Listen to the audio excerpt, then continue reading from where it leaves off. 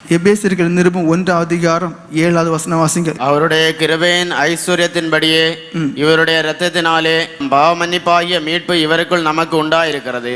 அப்போ விசுவாசிங்க, இயேசு கிறிஸ்துடைய ரத்தம் சாகல, அது இன்றைக்கும் உயிரோட இருக்கிறது. அந்த இரத்தத்திற்கு என்ன வல்லமை இருக்கா? நீங்க எப்பேற்பட்ட பாவியானாலும் பாவ மன்னிப்பை கொடுக்கக்கூடியது. 1 யோவான் 1:7 வாசிங்க. அவர் ஒளியில் இருக்கிறது போல நாமும் ஒளியிலே நடந்தால் ஒருவரோடொருவர் ஐக்கியப்பட்டிருப்போம். அவருடைய குமாரனாய் இயேசு கிறிஸ்துவின் ரத்தம் சகல பாவங்களை நீக்கி நம்மை சுத்திகரிக்கும். பாவ மனுஷன், இருளுக்குள் இருக்கிற மனுஷன், அந்தகாரத்தாலே பிடிக்கப்பட்ட மனுஷன், சாத்தானுக்கு அடிமையா இருக்கிற மனுஷனை சுத்தவானாக, ஒளியின், அதாவது தேவன் ஒளியா இருக்கிறார், அந்த ஒளியானவருடைய பிள்ளையாக வெளிச்சத்தில் நடக்கத்தக்கவாறு அவர் மாற்றக்கூடியவராக இருக்கிறார்.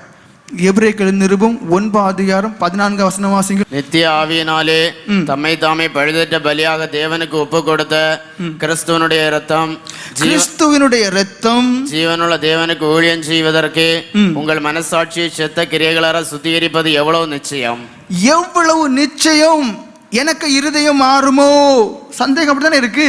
என் குணம் மாறுமோ, எனக்கு சுபாவம் மாறுமோ என்று திரும்ப திரும்ப படிச்சு எங்கேயாவது எழுதி வச்சுக்கிடுங்க.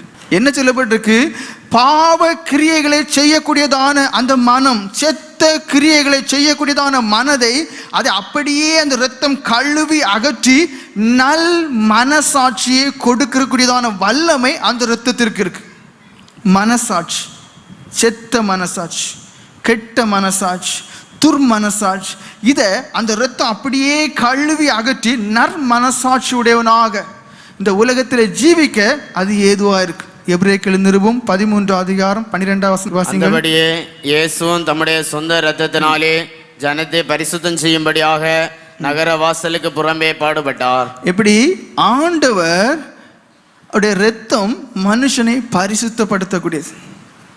அப்போ நமக்கு என்ன வேணும்? என்னை பரிசுத்தப்படுத்தும் ஆண்டவரே, உங்களுடைய இரத்தத்தால் என்னுடைய உறுப்புகளை கழுவும், சுத்திகரியும், பரிசுத்தப்படுத்தும் ஆண்டவரேன்னு சொல்லி விசுவாசத்தோடு ஜெபம் பண்ண வேண்டியது என்ன?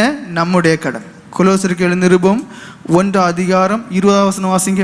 அவர் சிலுவையில் சிந்தின இரத்தத்தினாலே சமாதானத்தை உண்டாக்கி பூலோகத்தில் உள்ளவைகள் பரலோகத்தில் உள்ளவைகள் யாவையும் அவர் மூலமாய் தமக்கு ஒப்புரவாக்கி கொள்ளவும் அவருக்கு பிரியமாயிற்று. பாருங்க, அந்த இரத்தம் மனுஷனுக்கு சமாதானத்தை கொடுக்க. ஏன்? அது வரைக்கும் பாவ மனுஷனா இருக்கான், இருளுக்குள்ள இருக்கான், நிம்மதியே இருக்க, எப்பவும் அந்த மனசாட்சி போட்டு வறுத்து எடுக்கும், குற்றப்படுத்தி கொண்டே இருக்கும். அப்போ இரத்தத்தினாலே கழுவப்பட்ட பிறகு பாருங்க ஒரு சமாதானம். அப்போ இரத்தம், இயேசுவின் இரத்தம் ஜெயம் என்று சொல்லும்போது இது எல்லாம் உங்க மண்டையில ஓடணும். ஏதோ இதுல என்ன, இந்த வார்த்தையில என்ன அதிகாரம் இருக்கு, இந்த வார்த்தையில என்ன உயிர் இருக்குன்னு நினைச்சா எந்த ஒரு அனுபவம் உங்களுக்கு கிடைக்காது. எபேசியர்கள் நிருபம் 2:13 வாசிங்க. முன்னே தூரமாயிருந்த நீங்கள் இப்பொழுது கிறிஸ்து இயேசுவுக்குள் கிறிஸ்துவின் இரத்தத்தினாலே சமீபமானீர்கள். இயேசுவின் இரத்தம் ஜெயம் என்று சொல்லும் போது அதுல என்ன வல்லமை இருக்கா?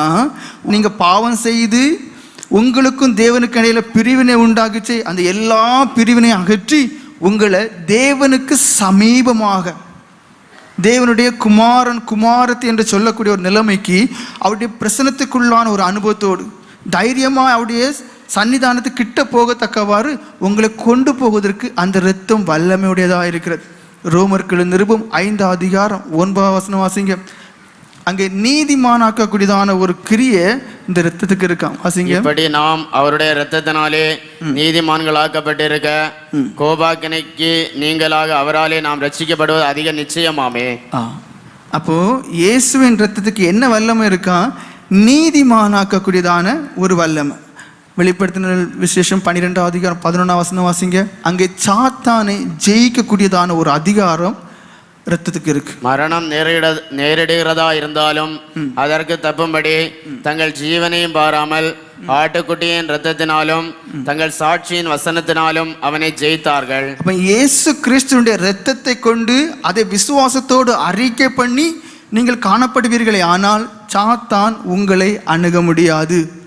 யோவான் சுவிசேஷம் 6:54 வாசிங்க. என் மாம்சத்தை புசித்து என் இரத்தத்தை பானம் பண்ணுகிறவனுக்கு நித்திய ஜீவன் உண்டு, நான் அவனை கடைசி நாளில் எழுப்புவேன். பாருங்க, அப்போ அந்த இரத்தத்துக்கு என்ன வல்லமை இருக்கான்? ஜீவனை கொடுக்கிறது, நித்திய ஜீவனை கொடுக்கிறது, பரலோக ராஜ்யத்திற்கு போகத்தக்கவாறு உங்களை எழுப்பி அங்கே கொண்டு போக சேர்க்கக்கூடியதாக இருக்குது.